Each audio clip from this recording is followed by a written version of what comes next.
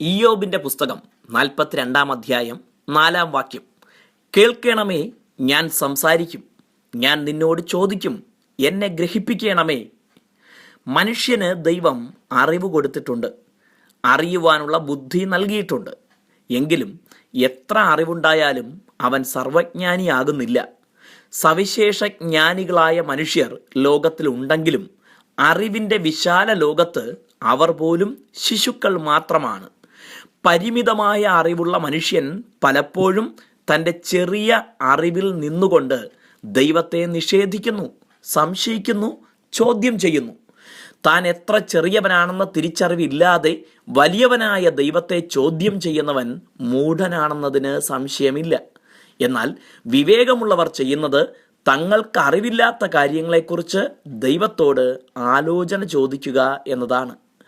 അറിയാൻ വേണ്ടി ചോദിക്കുന്നത് ദൈവത്തെ ചോദ്യം ചെയ്യുന്നതല്ല. നാം ചോദിക്കുന്ന എല്ലാ കാര്യങ്ങൾക്കും ഉത്തരം ലഭിക്കണമെന്ന് നിർബന്ധമില്ല.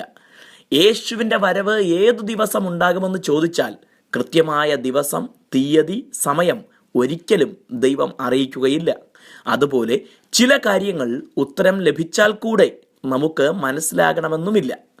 ബൈബിളിൻ്റെ എഴുത്തുകാർ സംഭവിക്കാനിരിക്കുന്ന പല കാര്യങ്ങളും ദൈവാത്മാവിൽ എഴുതിയപ്പോൾ അതിൻ്റെ അർത്ഥം പൂർണ്ണമായും മനസ്സിലാക്കിയിരുന്നില്ല.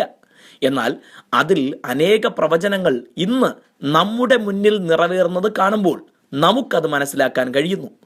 ദൈവം നൽകുന്ന ജ്ഞാനവും ദൈവം നൽകിത്തരുന്ന അറിവും സമാനതകളില്ലാത്തതായിരിക്കും.